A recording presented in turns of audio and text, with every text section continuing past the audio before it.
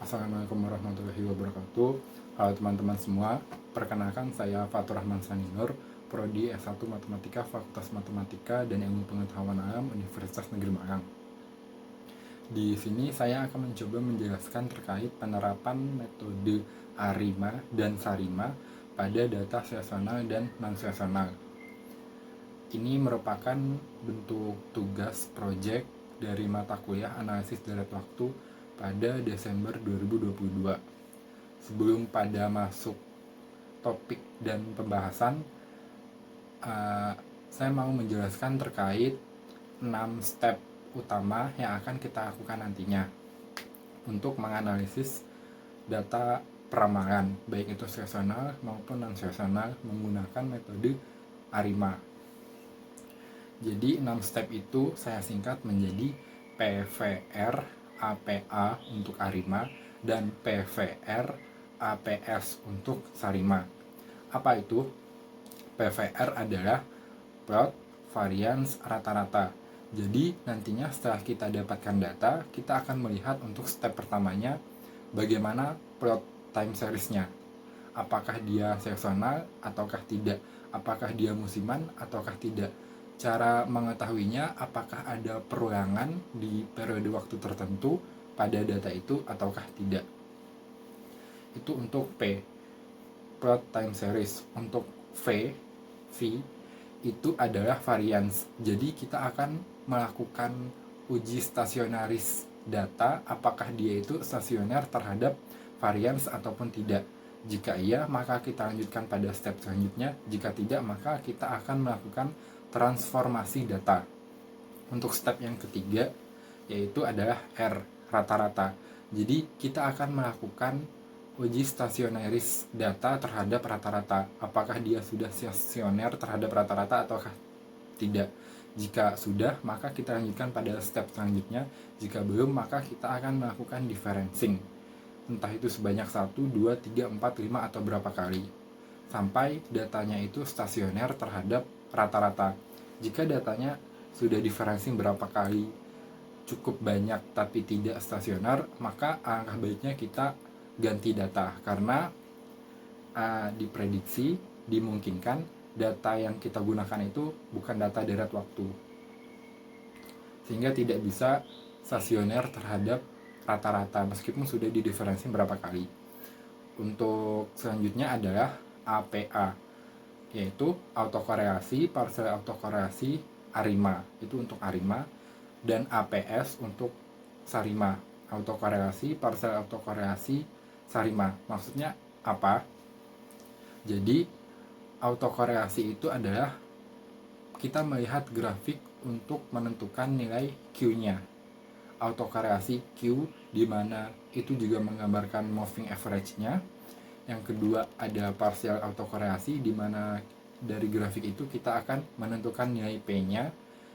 P partial autokorelasi itu juga menggambarkan autoregresifnya. Dan yang ketiga ada A, yaitu ARIMA atau model peramalan yang nantinya akan kita gunakan. Kalau misalkan SARIMA itu S, model yang nantinya peramalan model yang nantinya akan kita lakukan untuk data seasonal. Jadi itu simpelnya PVR APA dan PVR APS. Plot variance rata-rata, autokorelasi, partial autokorelasi ARIMA, plot variance rata-rata, autokorelasi, partial autokorelasi SARIMA.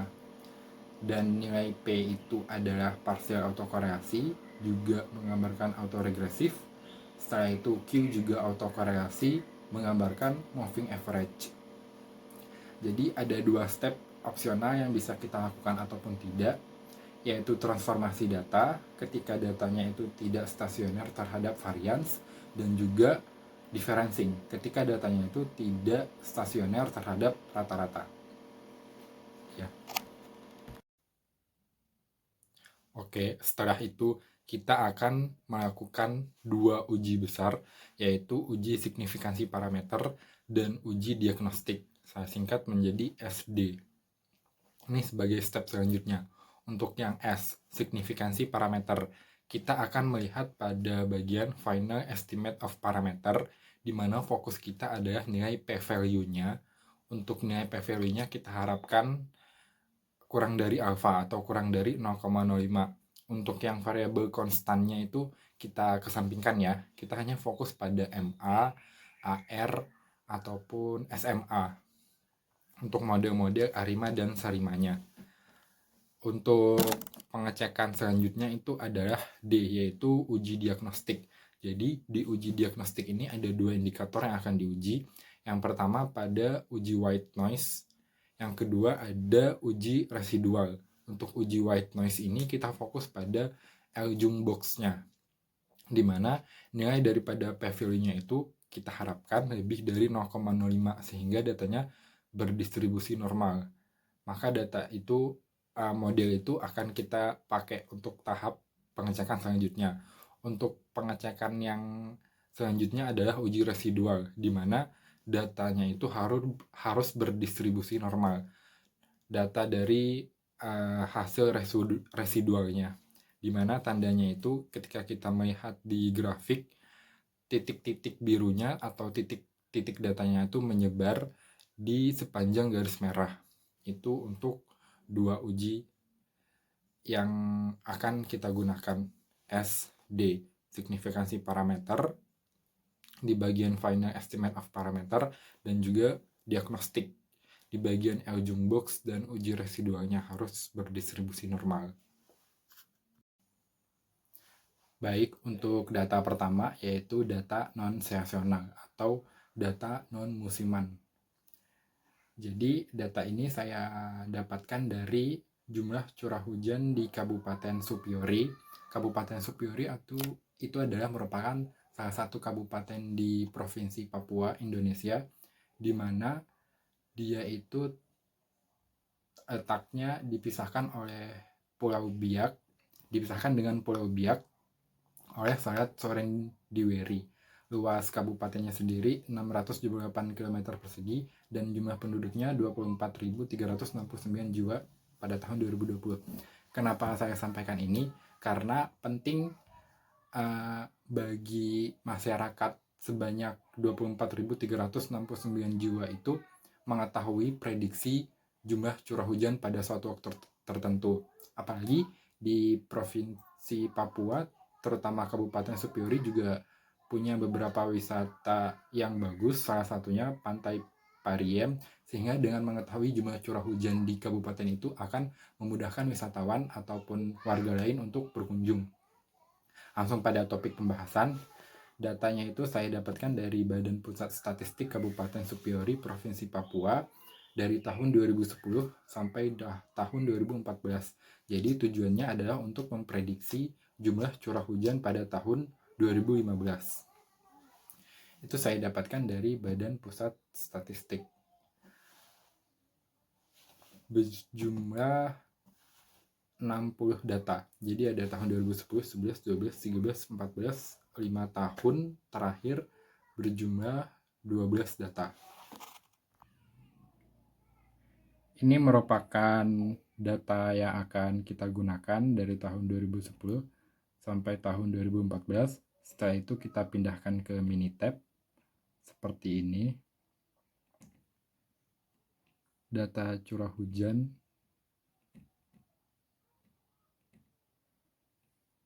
Nah, langkah pertama yang akan kita lakukan adalah menentukan time series plotnya dengan cara start, time series plot. Kita pilih simple, oke, dan curah hujan di Supyori. Time scale-nya kita pilih kalender, setelah itu month-nya kita isi 1 karena dari Januari, year-nya kita isi 2010. Oke, setelah itu oke. Nah, bisa dilihat time series plotnya itu seperti ini. Jadi diprediksi datanya itu non-seasonal. Itu untuk langkah P. Setelah itu langkah V, yaitu menentukan apakah stasioner terhadap varians atau tidak. Caranya start, control chart, box Cox transformation. Kita pilih curah hujan Sapiori sebagai data yang akan kita lihat. Setelah itu bagian ini kita pilih all observation for a chart are in one column. Optionnya kita nonkan dulu karena kita tidak akan melakukan transformasi. Setelah itu oke. Nah, bisa dilihat rounded value-nya itu adalah 0,5, di mana itu berarti data belum stasioner terhadap varians, maka perlu kita transformasi terlebih dahulu. Caranya start control chart, box Cox transformation, curah hujan Sapiori tadi. Nah, kita transformation di misalnya mana data yang belum, mana kolom yang masih kosong. Ada di C86 misalnya.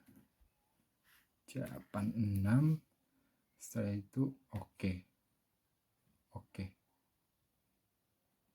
Baru kita lihat lagi apakah sudah stasioner terhadap varians.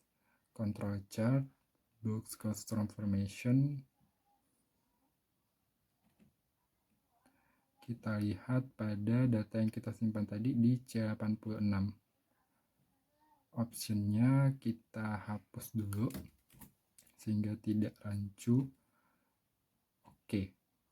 Nah, bisa dilihat rounded value-nya itu sudah 1. Jadi, data ini sudah rata-rata atau stasioner terhadap varian PV. Yang ketiga adalah langkah R. Kita akan melihat apakah data ini stasioner terhadap rata-rata.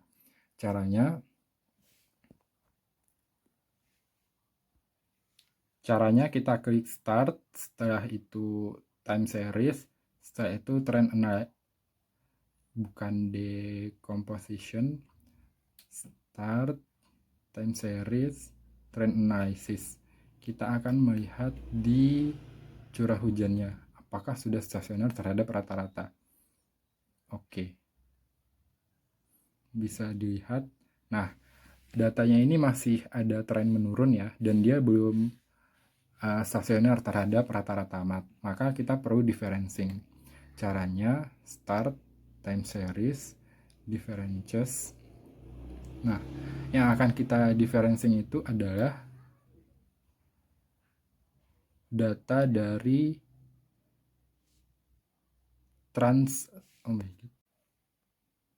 Oke, selanjutnya adalah langkah R atau rata-rata. Jadi kita akan melihat data ini apakah sudah stasioner terhadap rata-rata atau belum. Caranya start, time series, trend analysis.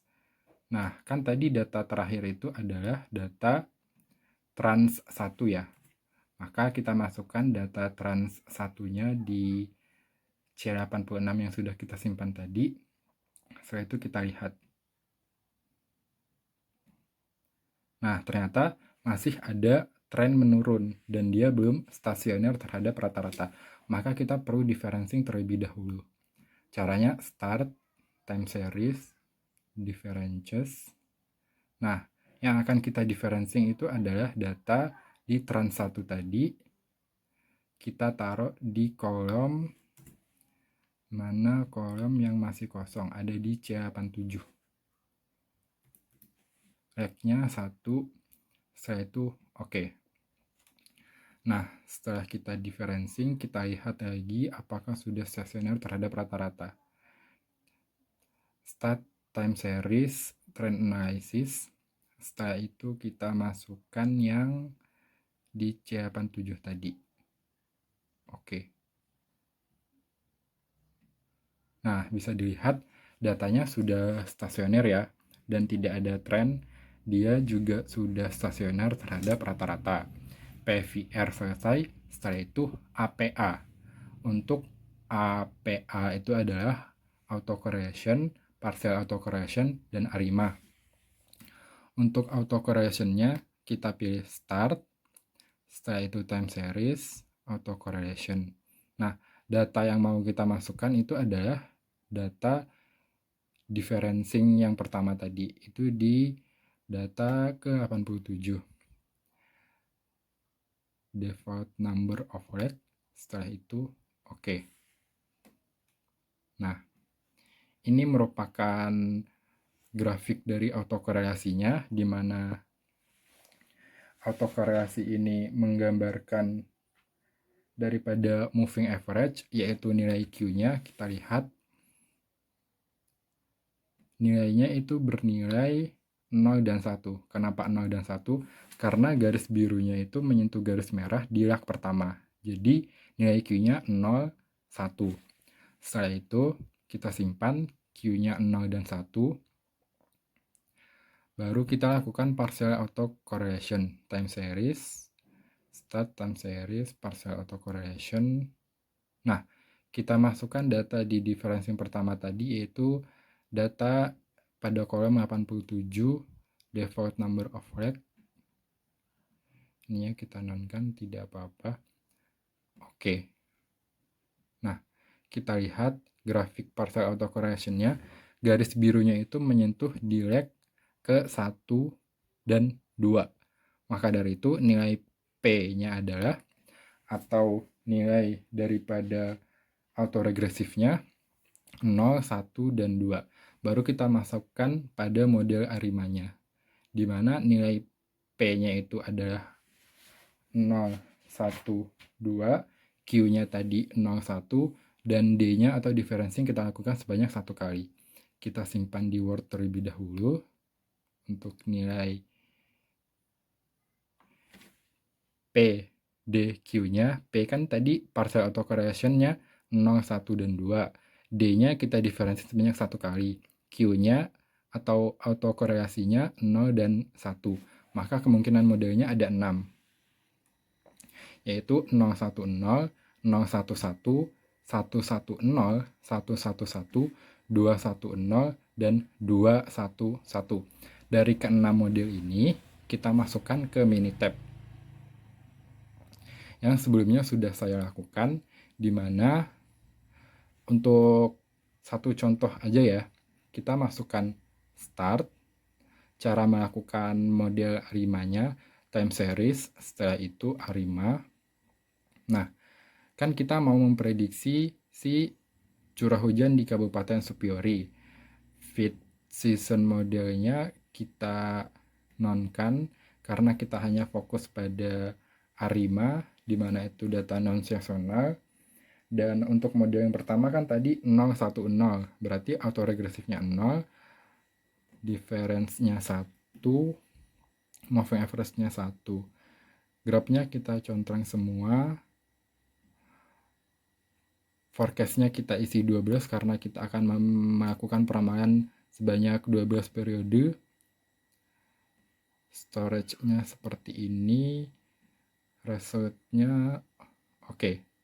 Maka kita lihat untuk model yang pertama, yaitu 010. Nah, ternyata error karena model contains no autoregressive or moving average term. Ya udah, kita masuk pada model yang kedua, yaitu time series arima. Model yang kedua tadi apa? 011 kan. Nah, kita masukkan 0, 011. Setelah itu oke. Nah, didapatkan hasil seperti ini.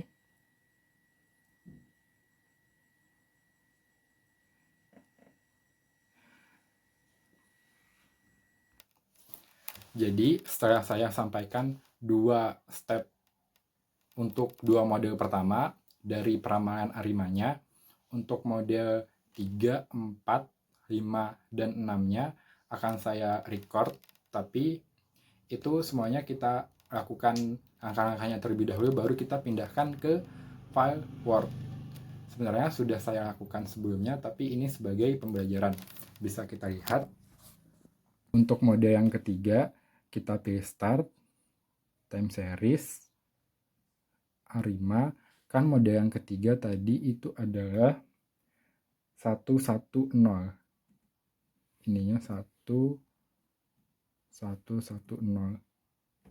Setelah itu oke. Hasilnya seperti ini. Nantinya kita akan analisis satu persatu dengan bantuan Word. Untuk sekarang kita lakukan semua langkah terlebih dahulu untuk semua model. Tadi sampai pada model ketiga. Untuk model keempatnya itu adalah start, time series, ARIMA 111 PDQ-nya. Itu oke. Ini untuk model keempat. Untuk model kelimanya start, time series, ARIMA modelnya adalah 210. Setelah itu oke. Ini untuk model kelima seperti ini. Nanti akan kita analisis. Dan untuk model terakhir yaitu start, time series, ARIMA 211. Oke. Nah, ini merupakan hasil menggunakan Minitab. Ini untuk model pertama, model kedua, model ketiga, model keempat, model kelima, model keenam. Dari keenam model tadi, supaya lebih mudah dalam menganalisis, saya akan pindahkan ke Word sehingga bisa dipilih yang penting-pentingnya saja. Pertama, kita pindahkan menjadi seperti ini. Bisa dilihat kan tadi praduganya itu adalah P-nya 012, D-nya 1, Q-nya 0 dan 1. Untuk kemungkinannya ada 6 model. Nah, setelah kita lakukan ini, setelah kita tahu ke-6 model tadi, uji yang akan kita lakukan adalah uji signifikansi parameter, di mana itu akan berfokus pada nilai p-value, dan uji diagnostik untuk melihat apakah p-value dari modif box Peirce-nya ini di bagian itu p-value-nya lebih dari 0,05, apakah dia sudah normal atau belum. Kita akan milih, pertama kita akan menganalisis berdasarkan p-value dari model-model AR dan MA-nya. Setelah itu kita melihat apakah di uji white noise-nya itu dia berdistribusi normal. Setelah itu uji residualnya apakah juga berdistribusi normal. Kalau misalkan sudah, kita akan membandingkan daripada model terbaik untuk melihat model terbaiknya dari perbandingan nilai MS pada residual sums of square. Oke, saya akan jelaskan satu persatu untuk uji signifikansi parameter. Jadi fokus kita itu pada yang p-value-nya kurang dari alpha. Tadi kan sudah saya sampaikan, saya sudah melakukan perhitungan di Minitab. Nah, kita akan pindahkan ke Word menjadi seperti ini. Kita lihat. Untuk model pertamanya kan tadi error. Oke, kita kesampingkan untuk model 010. Untuk model yang kedua, kita lihat model ARIMA 011, di mana p-value-nya itu adalah p-value dari MA-nya itu 0,000, di mana itu kurang dari alpha. Kita kesampingkan yang p-value konstannya ya. Untuk model yang ketiga yaitu ARIMA 110, p-value-nya itu kurang dari alpha juga, maka kita simpan. Konstannya seperti yang saya bilang itu kita kesampingkan. Dan untuk model ARIMA yang keempat 111, p-value-nya ada yang lebih dari 0,05, berarti ini ditolak. Kita tidak menggunakan model yang keempat. Untuk model yang kelima, p-value-nya itu AR dan AR1 dan AR2-nya 0,000, dua-duanya 0,001, dan itu dua-duanya kurang dari alpha 0,05. Untuk model yang keenamnya error, maka dari keenam model tadi kita kerucutkan menjadi 3 model, yaitu model kedua 011, model ketiga 110, dan model kelima 210. Kan kita sudah mendapatkan 3 model prediksi. Setelah itu kita akan menguji daripada uji diagnostiknya. Apakah p-value ketika di modified box Peirce atau L Box-nya itu lebih dari alfa, itu mengindikasikan distribusinya normal atau tidak. Begitu juga untuk uji residualnya, apakah normal atau tidak. Kalau misalkan semuanya sudah memenuhi, maka kita membandingkan dari nilai MS-nya. Kita lihat untuk model yang kedua, yaitu 011. Nah, nilai p-value di sini bisa dilihat itu lebih dari alfa ya, 0,05, berarti ini boleh. Untuk uji residualnya juga seperti itu. Dia berdistribusi normal karena titik-titik birunya ini mengikuti satu garis merah. Untuk uji yang model ketiga, yaitu ARIMA 110, dia juga p-value-nya ada yang lebih dari 0,05, maka ini juga boleh ya. Ada 0,09, itu juga boleh. Setelah itu juga berdistribusi normal. Untuk uji residualnya juga berdistribusi normal karena mengikuti satu garis merah untuk titik-titik garis birunya. Untuk model yang kelima, yaitu ARIMA 210, dia juga p-value daripada modified box pierce-nya itu lebih dari 0,05, maka dia berdistribusi normal. Begitu juga untuk uji residualnya. Jadi dia titik-titik birunya ini mengikuti satu garis merah. Nah, karena dari ketiga model prediksi tadi semuanya mencukupi, memenuhi syarat, maka kita akan membandingkan model terbaik, mendapat model terbaik daripada perbandingan nilai MS-nya. Kalau misalkan di Minitab itu, dia di bagian ini, di bagian residual sum of square. Kita lihat kalau misalkan ini residual sum of square-nya. Nah, dari ketiga model prediksi tadi kita pindahkan model kedua, model ketiga. Ini residualnya, dan model ke-5. Ini untuk residual sum of square-nya. Ini kita pindahkan ketiganya tadi di Word, didapatkannya hasil seperti ini. Dimana dari data yang dilihat, model yang paling sesuai atau nilai MS-nya itu kecil adalah model yang kedua, yaitu ARIMA 011.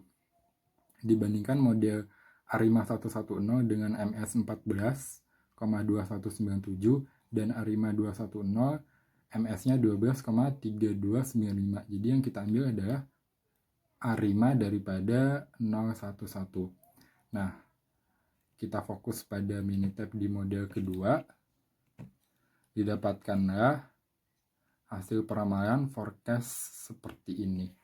Untuk data jumlah curah hujan di tahun 2015. Ini untuk datanya bisa dilihat, dan ini untuk grafiknya.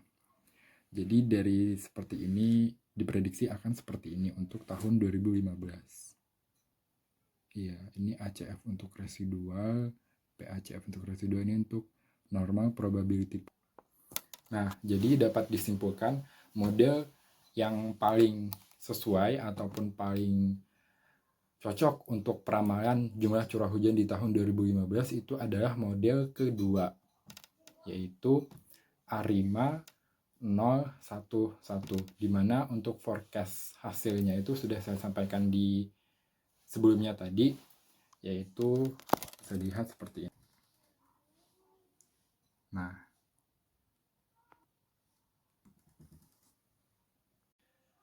ya, untuk lebih meyakinkan bahwa model yang kita gunakan itu paling cocok untuk menjawab persoalan ini, sebenarnya kan kita sudah tahu data daripada jumlah curah hujan di tahun 2015. Video ini hanya digunakan untuk mengetahui cara untuk memperhitungkan peramalan. Jadi kita bandingkan hasil peramalan dengan hasil data yang asli. Kan tadi kita dapatkan model yang sesuai itu adalah model kedua, yaitu ARIMA 011 dengan nilai MS-nya yang paling kecil. Kita mau bandingkan Sebenarnya apakah data pada model yang kedua ini forecast-nya itu rata-ratanya mendekati atau tidak dengan data aslinya. Jadi kita lihat di laptop untuk data asli daripada jumlah curah hujan di Kabupaten Supiori pada tahun 2015 itu adalah seperti ini. Yang saya gunakan tadi itu adalah tahun 2010 sampai 14 untuk memperhitungkan yang ke-15. Nah, kan di Minitab tadi model yang didapatkan itu adalah model yang kedua, forecast-nya seperti ini. Ini untuk model yang kedua, forecast-nya seperti ini. Untuk model yang ketiga, forecast-nya seperti ini. Untuk model yang kelima, forecast-nya seperti ini. Kita pindahkan ke Word. Untuk model yang kedua, model yang ketiga, dan model yang kelima. Setelah itu kita hitung nilai rata-ratanya. Nah, dari perhitungan, ini model yang kedua, model ketiga, model kelima. Rata-ratanya itu yang paling mendekati daripada model ke 2015, 169,6 itu adalah model kedua dengan rata-rata 175,533 dibandingkan model yang ketiga dan model yang kelima. Ini bisa dilihat angkanya 175,533 itu lebih mendekati 169,6 dibandingkan 130,719 dan 104,773. Dari pembuktian tadi lebih menekankan kita bahwa model yang paling tepat itu adalah model ARIMA 0111 untuk memprediksi peramalan data jumlah curah hujan di Kabupaten Supiori pada tahun 2015. Untuk data sesananya saya menggunakan dari Badan Pusat Statistik pada jenis jumlah barang melalui transportasi kereta api menurut pulau. Satuannya 1000 ton. Di sini saya ambil Pulau Jawa di setiap bulannya dari tahun 2015 sampai tahun 2020. Jadi tujuan kita adalah untuk meramalkan data pada tahun 2021. Jadi fokus kita pada jumlah barang melalui transportasi kereta api di Pulau Jawa dari tahun 2015 sampai tahun 2020. Langsung saja datanya kita masukkan di Minitab menjadi seperti ini. Setelah datanya kita masukkan dari tahun 2015 sampai tahun 2020 berjumlah 72 data. Setelah itu kita lakukan yang pertama P, yaitu plot. Kita lihat time series plotnya. Start, time series plot. Kita masukkan simple, oke. Jumlah barang, time scale-nya kita buat month year, month-nya 1 dari tahun 2015. Oke. Kita akan melihat time series plot-nya untuk menentukan datanya seksana atau tidak. Nah, bisa dilihat untuk data ini termasuk seksana karena ada pola dan juga ada tren menaik dan menurun, di mana saya analisis untuk setiap bulan Januarinya itu dia menurun ya. Januari dia turun, Januari 2016 turun juga, Januari 2017 di sininya turun, Januari 2018-nya di sini turun, di sini pun turun dan turun. Dan setelah Januari itu kira-kira bulan Februari ataupun Maret dia langsung menaik. Dari Januari dia langsung naik, setelah Januari dia naik. Setelah Januari dia naik, setelah Januari dia naik, setelah Januari dia naik, setelah Januari pun di sini itu dia naik. Baru nantinya akan turun atau diprediksi naik lagi. Nah, sehingga saya kategorikan data ini menjadi data sesonal. Untuk P-nya sudah, setelah itu adalah V. Kita akan melihat apakah data ini stasioner terhadap varians. Caranya start, time series, maksudnya control chart, box cost transformation. Kita masukkan jumlah barang, subgroup size-nya itu 1. Untuk transformasinya kita nonkan dulu, setelah itu oke. Nah, bisa dilihat nilai daripada rounded value-nya itu adalah 2, di mana ini mengindikasikan belum stasioner terhadap varians. Kita lakukan transformasi, caranya start, control chart, build control information, datanya kita taruh di C2. Oke. Nah, kita kasih nama dulu trans 1. Setelah itu kita lakukan uji lagi. Ininya kita hapus dulu. Yang akan kita uji adalah si trans 1-nya. Bisa dilihat. Nah, rounded value-nya sudah sama dengan 1, sehingga kita lanjutkan pada tahap selanjutnya karena data ini sudah stasioner terhadap variance. Untuk selanjutnya adalah stasioner terhadap rata-rata. Caranya start time series trend analysis. Kita masukkan data trend 1. Oke. Nah, bisa dilihat datanya belum stasioner terhadap rata-rata ya, karena dia masih ada tren naik. Setelah itu kita differencing karena dia belum stasioner terhadap rata-rata. Caranya start time series differences. Kita masukkan data trans 1, kita differencing pada kolom C3. Oke. Setelah itu kita beri nama differencing yang pertama. Setelah itu kita uji lagi apakah sudah stasioner terhadap rata-rata atau belum. Caranya seperti tadi, kita masukkan differencing 1. Oke. Nah, bisa dilihat untuk datanya sudah stasioner terhadap rata-rata ya. Untuk datanya karena sudah stasioner terhadap rata-rata, maka kita lanjutkan pada step APA. Untuk langkah selanjutnya adalah menentukan model PDQ-nya dengan cara melihat grafik parsial autokorelasi, dan juga kita menentukan model sarimanya. Caranya adalah start time series, kita akan melihat yang autokorelasi dulu. Kita masukkan div 1, setelah itu default number of leg, yang lainnya jangan kita contreng karena kita hanya akan melihat nilai Q-nya. Oke.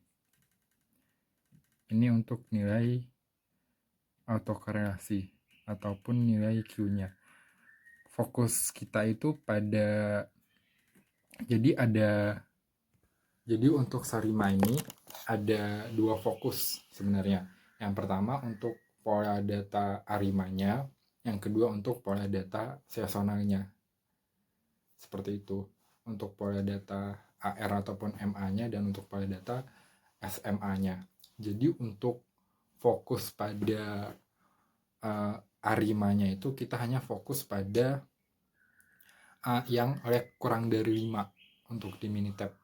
Namun ada juga sumber yang mengatakan kita hanya fokus pada leg yang kurang dari 3 leg pertama. Itu untuk Arima atau model MA dan AR-nya. Kalau misalkan untuk Sarima, kita fokus pada leg seasonalnya. Dimana tadi saya terapkan untuk panjang seasonalnya itu adalah 12. Karena seperti yang sudah saya jelaskan tadi, dia pengulangannya itu tiap 12 bulan. Jadi pada Januari awal tahun, setelah itu di setiap Januari awal tahun itu pasti ada pola pengulangan. Jadi fokus kita untuk Sarimanya itu dari 12 ke atas. Yang pertama kita akan menentukan daripada leg untuk Arimanya. Jadi fokus kita itu pada leg 5 leg pertama atau 3 leg pertama. Jadi bisa dilihat untuk autokorelasi ini nilai Q-nya itu adalah 1. Nilai Q-nya 1, jadi banyaknya adalah 0 dan 1. Itu untuk nilai Q kita simpan. Untuk nilai P-nya, partial autokorelasi, seperti ini, start time series, partial autocorrelation, kita masukkan div 1. Nah, fokus kita pada 5 leg pertama, jadi bisa dilihat yang menyentuh garis merah pada 5 leg pertama itu adalah ini, leg di leg pertama, yang ini tidak menyentuh ya, tidak bersentuhan. Yang ini kita fokus nanti, kita fokus pada yang ini dulu. Berarti nilai daripada P-nya itu adalah sama 1 juga, berarti nilainya 0 dan 1. Setelah itu diferensinya karena cuma dilakukan 1 kali, berarti diferensinya 1. Berarti nilai P-nya 0 dan 1, D-nya 1, nilai Q-nya 0 dan 1. Setelah menentukan nilai PDQ daripada arimanya, kita akan menentukan nilai PDQ daripada sarimanya. Untuk nilai P pada sarima itu kita fokus pada leg seksonalnya, jadi leg 12 ke atas. Jadi saya terapkan di sini untuk garis biru yang menyentuh garis merah pada leg 12 ke atas itu cuma ada 1. Ada 1, berarti nilai P-nya itu adalah 1. 0 dan 1. Untuk nilai Q-nya, untuk yang seksonalnya atau sarimanya itu kan garis birunya menyentuh garis merah di leg ini 12 dan 13. Jadi ada 2 leg. Berarti kita simpan nilai Q-nya itu adalah 2. Jadi nilainya adalah 0, 1, 2. Jadi untuk sarimanya P-nya itu 1, D-nya itu 1 karena di differencing hanya sekali, Q-nya 2. Oke, dari penjelasan tadi kita dapatkan untuk model arimanya P-nya itu 0, 1, D-nya 1, Q-nya 0, 1. Untuk sarimanya P-nya 0, 1, D-nya 1, Q-nya 0, 1, 2. Maka untuk prediksi modelnya itu seperti ini. Saya sudah salin di Word sehingga mudah untuk dimengerti dan dilihat. Arimanya modelnya ada 010, 011, 110, dan 111. Untuk sarimanya 010, 011, 012, 110, 111, 112. Untuk prediksinya berarti ada 24 model karena di sini ada 4 dikali 6 ada 24 model. Prediksinya itu seperti ini dari ke-24 model tadi.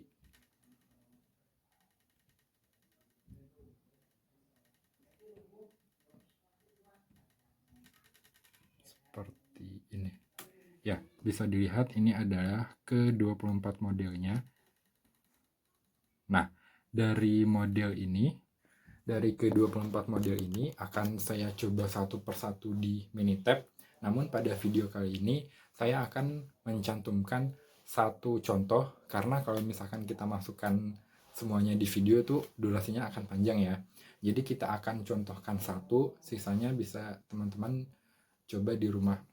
Tapi untuk mendapatkan prediksi model yang tepat memang kita harus mencoba ke 24 model.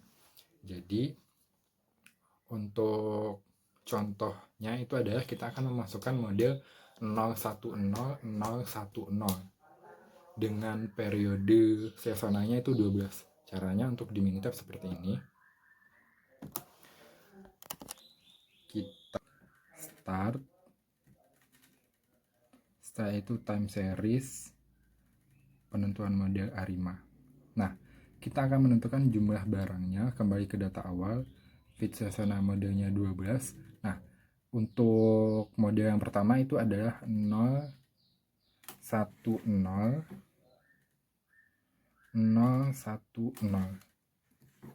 Bisa dilihat grafnya kita conteng semua karena kita akan melihat semua hasilnya. Forecastnya juga kita sekalian isi aja karena untuk melihat perkembangannya. 12. Storage-nya kita isi aja semuanya. Dan resultnya juga sudah oke. Oke, dari 010, 010 ini mode yang pertama. Kita lihat hasilnya. Ternyata error. Kita coba mode yang kedua ya. Untuk lebih menjelaskan, mode yang kedua itu adalah 010, 011. Kita ubah aja yang bagian moving average-nya, setelah itu oke. Nah, bisa dilihat saya akan mencoba menjelaskan terkait satu model, karena jika dijelaskan semua model pada video ini itu akan cukup panjang. Jadi sebenarnya fokus kita itu adalah setelah kita memasukkan beberapa model tadi, kita akan melihat daripada dua uji yang sudah saya sampaikan di awal, yaitu S dan D, signifikansi parameter dan diagnostik. Untuk signifikansi parameter kita hanya fokus pada final estimate of parameter. Bagian itu kita fokus pada nilai p-value-nya, di mana p-value daripada SMA, ARMA dan yang sejenisnya itu harus kurang dari alfa 0 atau 0,05. Setelah itu dipenuhi, kita akan melakukan uji diagnostik, di mana uji diagnostik itu kita akan melihat L-Jung box-nya, di mana nilai daripada p-value-nya itu lebih dari 0,05, sehingga dia datanya berdistribusi normal, dan untuk residual plotnya itu juga harus berdistribusi normal. Jadi fokus kita setelah kita mendapatkan 24 model tadi, kita seleksi berdasarkan signifikansi parameter, nilai p-value dari bagian final estimate of parametersnya itu harus kurang dari 0,05, dan uji diagnostik ataupun uji white noise pada L-Jung box-nya itu nilai p-value-nya lebih dari 0,05 sehingga datanya berdistribusi normal, dan residual plotnya itu harus berdistribusi normal. Itu yang kita seleksi. Kita lihat pada contoh 1. Kita dapatkan tadi, ini model yang kedua. Nilai daripada p-value dari final estimate of parameter, ini yang konstannya kita kesampingkan ya. Nilai SMA-nya 0,001, berarti ini kurang dari alfa, berarti ini boleh. Setelah itu kita uji untuk diagnostik. Yang diagnostiknya kita fokus pada L-Jung box-nya. Nah, di L-Jung box p-value ini dia ternyata tidak memenuhi karena nilainya bisa dilihat, nilainya itu kurang dari alfa, kurang dari 0,05. Padahal pada uji diagnostik white noise ini nilai p-value-nya juga harus lebih dari 0,05. Kita lihat pada residual plotnya, meskipun residual plotnya ini kayaknya dia berdistribusi normal gitu ya, tapi nilai daripada p-value di L-Jung box-nya itu dia kurang dari 0,05. Hal itu tidak diperbolehkan, itu untuk penerapan pada satu modelnya. Oke, sekarang kita akan menentukan model terbaik berdasarkan uji signifikansi parameter, uji diagnostik. Jadi yang kita fokuskan pada uji signifikansi parameter itu pada bagian final estimate of parameter, di mana nilai p-value-nya itu harus kurang dari alfa atau 0,05. Catatan untuk variabel konstannya kita kesampingkan dulu. Setelah itu untuk uji diagnostik kita fokus pada L-Jung box, di mana nilai p-value-nya harus lebih dari 0,05 dan datanya itu berdistribusi normal untuk residualnya. Jadi kita fokus setelah kita lakukan analisis menggunakan Minitab tadi, didapatkanlah 5 model terbaik, di mana dari kelima model ini nilai p-value-nya itu kurang dari 0,05 pada uji signifikansi parameternya. Kita akan melakukan uji diagnostiknya dari kelima model ini, yaitu pendugaan model yang sesuai atau yang terbaik adalah model ke-7, model ke-8, model ke-13, model ke-14, dan model ke-19. Kita fokus pada model ke-7. Jadi seperti yang sudah saya sampaikan, saya setelah melakukan perhitungan di Minitab sehingga didapatkan prediksi model yang sesuainya adalah model ke-7, 8, 13, 14, dan 19. Di sini sudah saya pindahkan ke Word. Untuk model ke-7 yaitu model 011010, nilai p-value daripada MA-nya itu kurang dari alfa, berarti ini sudah sesuai. Setelah itu nilai p-value dari uji diagnostiknya juga lebih dari alfa, ini sudah sesuai sehingga dia berdistribusi normal. bisa diperbesar. Dan untuk uji normalitasnya juga diprediksi ini dia berdistribusi normal ya untuk residualnya. Setelah itu kita lanjut pada model ke-8, 011, 011. Jadi nilai p-value dari MA dan SMA-nya sudah kurang dari alfa 0,05, bisa dilihat. Terus nilai p-value dari L box-nya itu lebih dari alfa, dan residual plotnya sudah berdistribusi normal. Untuk model prediksi yang ketiga ada model ke-13, yaitu 110, 010. Nilai p-value-nya juga pada final estimate parameternya itu kurang dari alfa, dan nilai p-value daripada L box-nya lebih dari alfa. Dan residual plotnya juga berdistribusi normal seperti ini. Nah, untuk model selanjutnya prediksinya itu model 14, yaitu nilai p-value-nya sudah kurang dari alfa ya, 0,000, 0,035, dan L box-nya p-value-nya sudah lebih dari alfa. Setelah itu residual plotnya juga sudah berdistribusi normal. Dan untuk pendugaan model yang terakhir itu adalah model ke-19, di mana itu adalah 111, 010, p-value-nya sudah kurang dari alfa, p-value pada final estimate parameternya, dan p-value pada L box-nya sudah lebih dari alfa, dan residual plotnya juga sudah berdistribusi normal.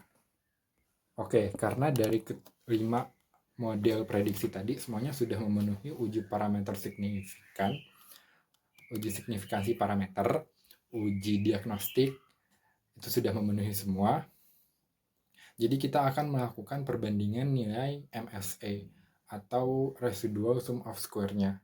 Jadi kita akan mencari nilai MSE yang paling kecil sehingga errornya juga kecil, dan untuk meramalkan forecast daripada jumlah barang melalui penggunaan kereta api tadi itu sudah tepat.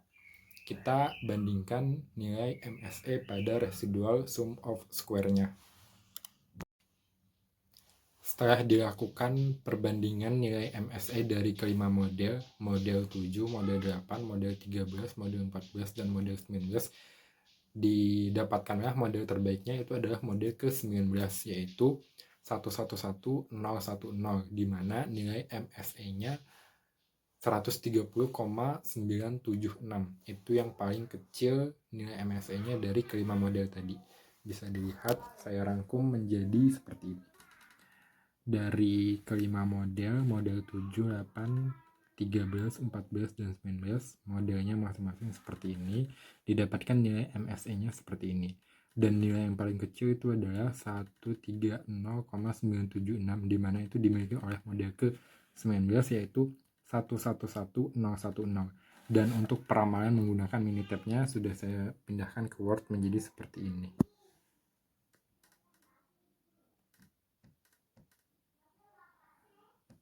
Seperti ini merupakan peramalan data jumlah barang yang dikirim melalui transportasi kereta api di Pulau Jawa pada tahun 2021.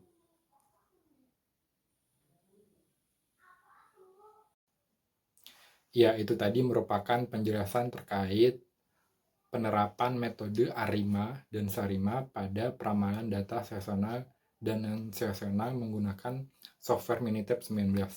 Terima kasih. Wassalamualaikum warahmatullahi wabarakatuh.